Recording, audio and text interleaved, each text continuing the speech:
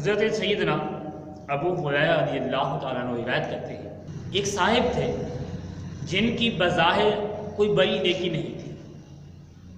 ہمارے ایک ساتھی تھے جن کی کوئی بڑی نیکی نہیں تھی، ان کا انتقال ہو گیا۔ اب غیر کی خبر دیتے ہوئے رسول اللہ صلی اللہ علیہ وسلم ارشاد فرماتے ہیں، تمہیں کیا معلوم اللہ تعالیٰ نے اسے جنت میں داخل کر دیا ہے۔ سبحان اللہ۔ غیب کی خبر بتانے والے میٹھے میٹھے مصطفیٰ صلی اللہ علیہ وسلم اس بندے کے بارے میں ارشاد فرما رہے ہیں، اے لوگو تمہیں میں بتلانا دوں کہ تم کیا جانتے ہو، وہ صاحب جو فوت ہوئے ہیں اللہ تعالیٰ نے انہیں جنت میں داخل کر دیا ہے۔ سبحان اللہ، سبحان اللہ۔ جب نبی پاک صلی اللہ علیہ وسلم نے ارشاد فرمایا نا کہ وہ بندہ جنت میں پہنچ گیا، لوگ تعجب میں پڑ گئے۔ اس کا کوئی عمل تو اتنا بڑا خاص نہیں تھا، کوئی نہ تو وہ زیادہ نوافل پڑھا کرتے تھے، نہ تو زیادہ وہ روزہ رکھا کرتے تھے، لیکن پھر وہ جنت میں کیسے پہنچ گئے؟ صحابہ کرام کو بہت تعجب ہوا۔ ایک صحابی اس بندے کے گھر میں پہنچے اور ان کی اہلیہ سے، ان کی گھر والی سے پوچھا، ان کا ہمیں کوئی خاص عمل بتائیے، ایسا وہ کون سا عمل کرتے تھے جس کی وجہ سے اللہ تعالیٰ نے انہیں جنت میں بھیج دیا ہے۔ یہ عمل پوچھنے چلے گئے ان کی گھر والی سے، تو ان کی گھر والی کہتی ہے مجھے اور تو کوئی معلومات ہے نہیں، میں تو نہیں جانتی کہ ان کا کوئی خاص عمل تھا، مجھے معلوم نہیں ہے، ہو سکتا ہے وہ کرتے ہوں، لیکن ہاں مجھے جو معلوم ہے وہ میں تمہیں بتا دیتی ہوں۔ اب توجہ کیجیے گا، اس کی گھر والی کہتی ہے نہ تو میں نے اسے کثرت سے روزے رکھتے دیکھا ہے، نہ تو کثرت سے اسے نوافل پڑھتے دیکھا ہے، ہاں اتنا ضرور ہے کہ وہ صحابی جن کے بارے میں نبی پاک صلی اللہ علیہ وسلم نے فرمایا کہ وہ جیسے فوت ہوئے وہ جنت میں داخل ہو گئے، ہاں مجھے ان کا ایک چھوٹا سا عمل جو مجھے معلوم ہے وہ یہ ہے کہ جب اذان ہوا کرتی تھی وہ اذان کا جواب دیا گیا۔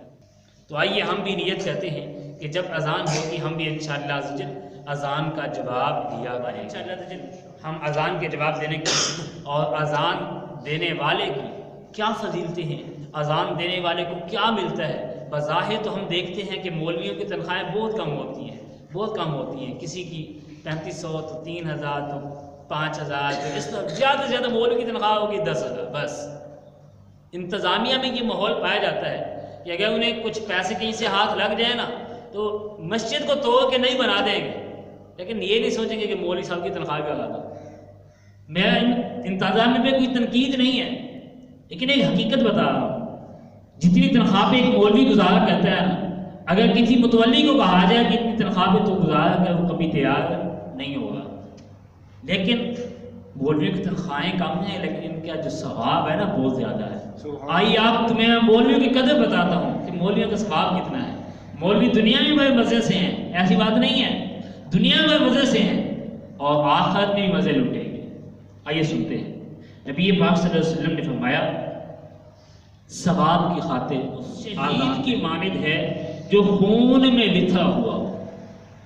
ایک بندہ ثواب کی خاطر اذان دیتا ہے، اس نیت سے اذان دیتا ہے کہ میں اذان دوں گا رب تعالیٰ مجھے ثواب عطا فرمائے گا۔ تو نبی پاک صلی اللہ علیہ وسلم فرماتے ہیں یہ اذان دینے والا ثواب کی خاطر اس بندے کی طرح ہے جو بندہ ہزاروں تیر کھائے، تلواروں کے زخم کھائے، خون میں لتھڑا بتھڑا ہو، اور جتنا اس بندے کو ثواب ملے گا اتنا اس بندے کو اذان دینے والے کا ثواب ملے گا۔ سبحان اللہ۔ تو بتاؤ ہم سے مؤذن اچھے رہ گئے نا، اذان دینے والے ہم سے اچھے رہ گئے نا، تو ہمیں بھی چاہیے کہ جب جب موقع ملے یہ نہ کہیں کہ اذان دینا صرف مولوی کا کام ہے، ہم اپنے لیے سعادت سمجھیں جب موقع ملے تو اذان دیا جائے۔